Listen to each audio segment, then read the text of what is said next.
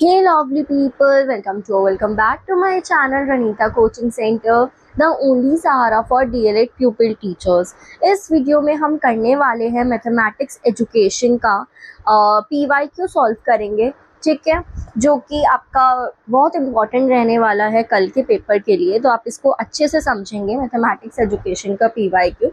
तो इस वीडियो में हम पार्ट 1 और पार्ट 2 सॉल्व करेंगे, ठीक है। पार्ट 1 और पार्ट 2 सॉल्व करने वाले हैं, जो कि आपके MCQ वाले पार्ट होते हैं। मैंने 50 most important MCQ already upload कर दिया है उसकी वीडियो, वो जाकर जल्दी से देख लीजिए क्योंकि वो बहुत इंपॉर्टेंट रहने वाली है, ठीक है। चलो स्टार्ट करते हैं। सबसे पहले तो आपका पेपर 3 घंटे का होगा, 75 मार्क्स का होगा। 4 पार्ट होंगे, part 1, part 2, part 3 and part 4।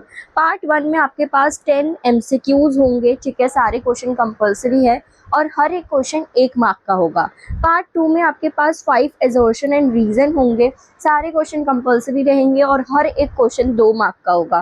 Part 3 में आपके पास 8 क्वेश्चंस होंगे, इनमें से आपको 5 क्वेश्चन अटेम्प्ट करने हैं और आपको आंसर करना है। ये 3 मार्क्स का क्वेश्चन है, इसका आंसर आपको 100 वर्ड्स में करना है। पार्ट 4 में आपके पास 8 क्वेश्चंस होंगे, जिसमें से आपको 5 क्वेश्चंस करने हैं और हर एक क्वेश्चन आपका 8 मार्क्स का होगा और इसका आंसर आपको 300 वर्ड्स में करना है, ठीक है। चलो देखते हैं पार्ट 1। पार्ट 1 में फर्स्ट क्वेश्चन हमारा आता है a problem from text book of 7 class 7 का एक प्रॉब्लम है। Express the following statement through a linear algebraic expression. Meena के पास 5 ज़्यादा बुक है देन सीमा हैज़। अगर सीमा के पास x बुक है तो how many books does Meena have. तो इनमें से कौन सा competence of Bloom's cognitive domain लगा है, ये आपको बताना है। ये मैंने मोस्ट इम्पॉर्टेंट आपके MCQ वाले उसमें भी ऐड करा था, तो ये आपको पता होना चाहिए। नॉलेज, अंडरस्टैंडिंग, एप्लीकेशन या एनालिसिस। तो यहाँ पर आपका एप्लीकेशन ऑप्शन C लगा है, ठीक है। तो एक बच्चा जो है वो अप्लाई करेगा कॉन्सेप्ट को to form an algebraic expression, इसलिए यहाँ पर हमारा एप्लीकेशन करेक्ट आंसर है। Next question, question number 2। The number x is doubled and then y is added to it. The result is then divided by 2 और जो original number है x वो उसको एक सब्ट्रैक्ट करा उससे, तो फाइनल रिजल्ट क्या निकलेगा, 2y x प्लस वाई या y बाई 2 या x प्लस वाई बाई 2। तो यहाँ पर y बाई 2 करेक्ट आंसर हो जाएगा। Next question number 3। Which of the following is not true for good text book? इनमें से कौन सा ट्रू नहीं है एक अच्छी टेक्स्ट बुक के लिए। तो नॉट लिखा है तो हमें इनमें से जो नेगेटिव पॉइंट होगा वो निकालना है। It must have an attractive cover page, तो आपके एक अट्रैक्टिव कवर पेज होगा उसमें, तो ठीक है। ये भी एक ये क्या है कि नेगेटिव पॉइंट नहीं है। सारे क्वेश्चन सॉल्व होंगे तो ये तो नेगेटिव हो गया, सारे क्वेश्चन सॉल्व होंगे तो बच्चा क्या करेगा, बच्चा तो फिर कॉपी पेस्ट करता रहेगा। फॉन्ट साइज एप्रोप्रिएट होगा, ये भी पॉजिटिव है। स्टैंडर्ड नोटेशन और टर्मिनोलॉजी यूनिवर्सली एक्सेप्टेड होनी चाहिए, ये भी पॉजिटिव है। तो आपका करेक्ट आंसर हो जाएगा सारे क्वेश्चन सॉल्व। ये एक गुड टेक्स्ट बुक का कैरेक्टरिस्टिक नहीं है। आगे देखते हैं। Open ended questions are useful to develop creative thinking in mathematics, ठीक है। तो ओपन एंडेड क्वेश्चन क्या कह रहा है कि ये ओपन एंडेड क्वेश्चन यूजफुल होते हैं बच्चों के अंदर क्रिएटिव थिंकिंग डेवलप करने में। और इनमें से कौन सा क्वेश्चन है जो ओपन एंडेड क्वेश्चन है। सबसे पहले है find the area of square of 15 centimetre, find the square root of 2025, find 2 integers whose sum is 19 and what is the sum of 415, 319 and -407। तो ओपन एंडेड क्वेश्चन का मतलब होता है जिनमें आपका एक से ज़्यादा आंसर्स होते हैं। तो देखो आप square area of square of side 15 centimetre, इसमें तो एक ही आंसर होगा, तो ये तो नहीं है, ठीक है। Find the square root of 2025, ये भी आपका क्या होगा, एक ही आंसर निकलेगा। सम भी एक ही निकलेगा, लेकिन 2 इंटीजर्स है, यानी कि इसमें क्या निकाल रहे हैं हम, एक से ज़्यादा आंसर निकाल रहे हैं और कोई भी आंसर हो सकता है। तो ये आपका ओपन एंडेड क्वेश्चन है, सो ऑप्शन सी यहाँ पर करेक्ट हो जाएगा।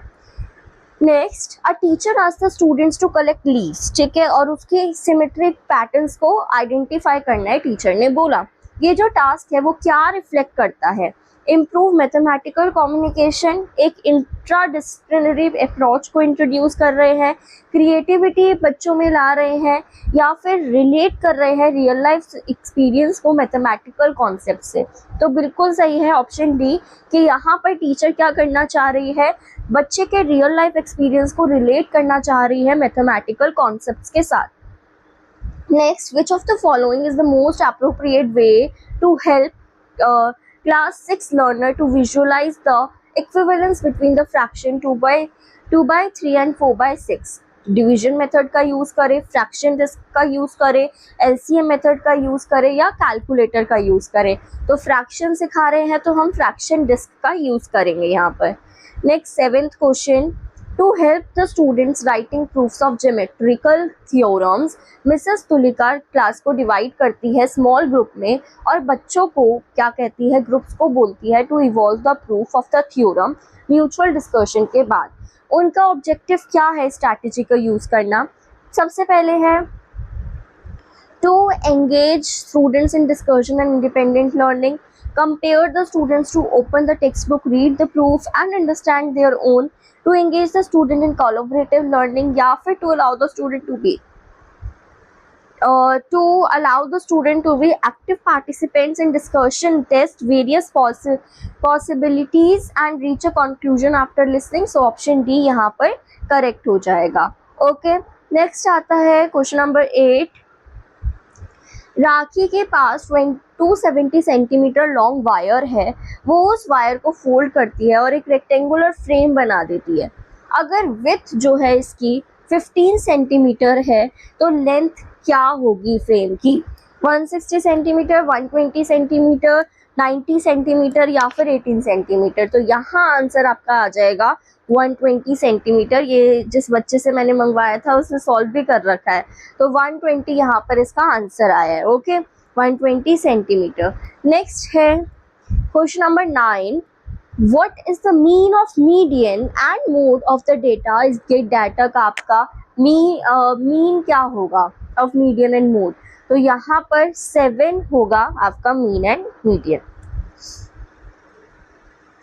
Next is question number 10, Ram has 20% more money than Shyam.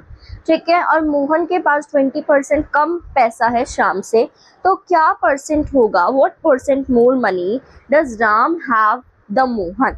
तो क्या होगा? 40 होगा, 30 होगा, 43 होगा या 50% होगा? तो यहाँ पर 43% होगा। ठीक है, कैसे? श्याम के पास कितना है? श्याम के पास 100 है। ठीक है, राम के पास सपोज 120 है। ठीक है, देन मोहन के पास अगर 80 है, तो आपका क्या करना है? डिफरेंस कितना हुआ इनके बीच में? डिफरेंस हुआ 40 का, डिफरेंस आपका हुआ 40 का। ठीक है, तो आप यही कर लो, 40 और 80 का करना है, तो आपका 40/80 और जस्ट अ सेकेंड, 40/80 इंटू 100 आप करेंगे इसमें।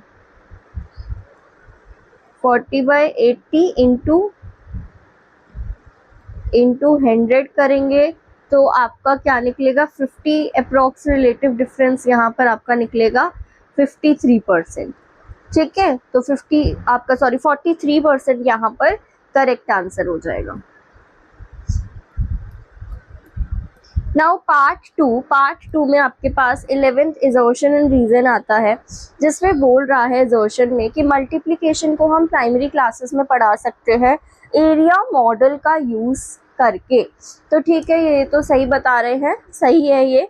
रीजन में बोल रहे हैं एरिया मॉडल जो है वो एक करेक्टेड एरे होता है कि विजुअल रिप्रेजेंटेशन होता है और सपोर्ट करता है बच्चों के मल्टीप्लिकेटिव अंडरस्टैंडिंग और रीजनिंग को। बिल्कुल सही है और रीजन भी सही है, तो यहाँ पर ऑप्शन ए हमारा करेक्ट हो जाएगा। दोनों ए और आर ट्रू है और आर करेक्ट एक्सप्लेनेशन है assertion की। आगे देखते हैं क्वेश्चन नंबर 12। assertion में बोला है mathematics curriculum in primary school must progress from concrete to abstract. ठीक है, तो आपका ये तो सही है, रीज़न बोल रहा है कि प्राइमरी क्लास स्टूडेंट जो है वो मैथमेटिक्स करना शुरू कर देती है विदाउट थिंकिंग। तो ठीक है, ये भी ठीक है, लेकिन करेक्ट एक्सप्लेनेशन नहीं है।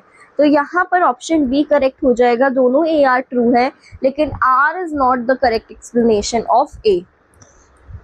नेक्स्ट 13 बोल रहा है कि 41 जो है असर्शन में बोल रहा है 41 प्राइम नंबर है। तो 41 प्राइम नंबर है, बिल्कुल सही है, असर्शन ट्रू है। रीज़न बोल रहा है प्राइम नंबर के पास सिर्फ 2 फैक्टर्स होते हैं, बट ऐसा तो नहीं होता है, तो ये आपका इनकरेक्ट हो जाएगा। सो आपका ए करेक्ट है but R is false. So option C correct हो जाएगा, ए ट्रू है but R is false. Next question number 14, assertion बोला है SON is a right angled triangle in which SO 12 centimetre का है, ON 5 centimetre का, SN 13 centimetre का है। ठीक है, ओके, असर्शन ये बोला गया। तो रीजन में बोला है right angle triangle A square plus B square is equal to C square where C is the longest side। नहीं, तो दोनों ही गलत है। ठीक है, यहाँ पर दोनों ही फॉल्स हो जाएंगे। ए इज बट एक सेकेंड, यहाँ पर आपका यस ये वाला आंसर होगा, ए ट्रू है but R is false.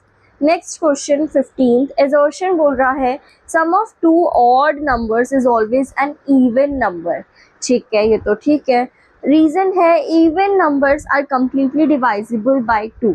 Okay, सही है, तो दोनों सही है और करेक्ट एक्सप्लेनेशन है, तो ऑप्शन ए करेक्ट हो जाएगा। So this is all about this video. आगे की वीडियो में हम पार्ट 3 करेंगे। ठीक है, सो स्टे कनेक्टेड और चैनल को अगर अभी तक सब्सक्राइब नहीं करा है तो जल्दी से सब्सक्राइब कर लो।